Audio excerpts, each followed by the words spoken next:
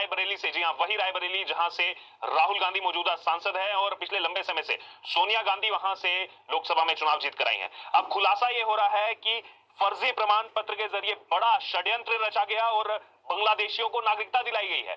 और कितने बांग्लादेशियों को नागरिकता दिलाई गई है रायबरेली में? एक दो नहीं, बल्कि कुछ आंकड़े जो हैं वो अलग अलग आ रहे हैं। एक जगह आंकड़ा 20,000 का है तो एक जगह आंकड़ा 60,000 बांग्लादेशियों को फर्जी प्रमाण पत्र के जरिए जो है नागरिकता दिलाने का मामला सामने है। और ये एक बहुत बड़ी ब्रेकिंग इस समय है कि आखिरकार सवाल ये उठ रहा है कि जो बांग्लादेशी घुसपैठ लगातार हुई है पिछले एक लंबे समय में, सीधे तौर पर अगर देखा जाए तो उन्हीं इलाकों को क्यों चुना गया जहां पर कहीं ना कहीं कांग्रेस पार्टी के नेताओं का इन्फ्लुएंस रहा है। आप सोचिए, बांग्लादेश बॉर्डर से 700 किलोमीटर दूर रायबरेली पहुंच गए। जी हां, बंगाल में तो प्रभाव देखने को मिलता ही है। बंगाल क्योंकि अगर बात की जाए तो बांग्लादेश के साथ एकदम जुड़ा हुआ है, पहले सब एक ही था आजादी से पहले। लेकिन घुसपैठ हुई और घुसपैठ के बाद बॉर्डर से कहां गए? 700 किलोमीटर दूर रायबरेली। और रायबरेली को ही क्यों चुना गया? क्योंकि जनता अब यह सवाल उठा रही है कि आखिरकार रायबरेली में ऐसी क्या जो है इनको शय मिली कि इन्होंने उसको चुना। उससे पहले उत्तर प्रदेश में और भी कई सारी जगहें थी, उनको तो नहीं चुना। क्योंकि ये आंकड़ा 1 2 या 10-50 का नहीं है, 100-150 जो है बांग्लादेशियों का आंकड़ा नहीं है। ये आंकड़ा जो है वो 60,000 बांग्लादेशियों का है। जी हां, 60,000 से आप समझते हैं कि कोई भी विधायक क्या खेल हो जाएगा किसी भी सांसद के चुनाव का। जी हां, और इससे पहले भी जो खुलासे हुए थे, जम्मू में जो खुलासे हुए थे, वहीं पर इनको जो है शरण दी जाती है जहां पर कांग्रेस नेताओं का प्रभाव हुआ। आखिरकार ऐसा क्यों? और क्यों अभी ममता बनर्जी ने जो बयान दिया था कि बांग्लादेश में जो भी चल रहा है अभी वहां पर डोमेस्टिक इस समय अगर हालात की बात की जाए तो खराब है, तो ममता बनर्जी का ये इशारा आया था कि हम जो है उनको पीड़ा में नहीं देख सकते, यहां आ जाएं। तो किस और इशारा था? सीए पर तो आग बबूला हो जाती है, लेकिन ये किस और इशारा था? वोट बैंक की राजनीति, पोलराइजेशन की राजनीति।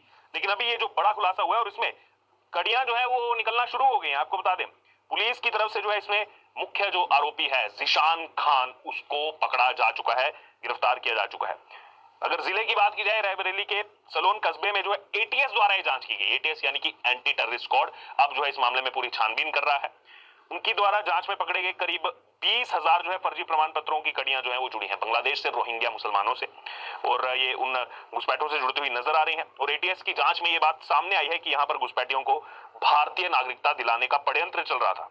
और इसके बदले जनसेवा केंद्र के संचालक, देखिए जनसेवा केंद्र का संचालक कौन है? जिशान खान, सोहेल और रियाज।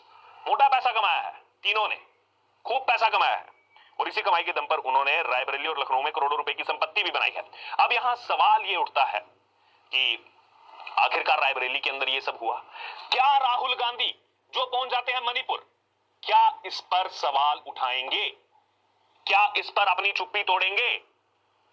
वहीं अगर बात की जाए, हाल ही में सब जानते हैं जो हाथरस में हुआ, वहां भी पहुंचे थे राहुल गांधी। क्या अब अपने ही संसदीय क्षेत्र रायबरेली, जहां से वो सांसद हैं, उनकी माताजी लंबे समय से सांसद रही हैं, एक हिसाब से पार्टी इस सीट को जो है अपने परिवार की सीट मानता है, क्या वहां जाकर के जो इतना बड़ा खेल वहां पर चल रहा था, क्या जाकर के लोगों के बीच बात रखेंगे इस बारे में? वहीं इसी बीच अगर बात की जाए तो ये इस पत्र मामले में जो है सलोन के तार जो है अन्य राज्यों से भी जुड़ रहे हैं, कर्नाटक से जुड़ रहे हैं, केरल से जुड़ रहे हैं, मुंबई से जुड़ रहे हैं। दरअसल इस महीने कर्नाटक पुलिस ने PFI, popular front of India, सब जानते हैं उसका इतिहास कैसा रहा है, और पॉपुलर फ्रंट ऑफ इंडिया के एक सदस्य को दबोचा था। उसका जन्म प्रमाण पत्र जो है वो भी यहीं से बनाया गया था। तो रायबरेली से ये सर्कल क्यों चल रहा था? सवाल तो ये उठता है। इस बीच लोग ये भी कह रहे हैं कि देखिए सरकार विफल हो गई, बीजेपी क्या कर रही है। वो सवाल एक तरफ उनका उठाना ठीक है, लेकिन दूसरी तरफ सच्चाई में एक और पहलू आपको दिखाना चाहता हूं, जो पहलू यहां पर कम बताया जा रहा है, कम डिस्कस हो रहा है। ये जो जितना भी खुलासा हुआ है, ये बीजेपी नेता की शिकायत पर ही, उसके बाद ही जांच हुई और उसमें ये खुलासा हुआ है।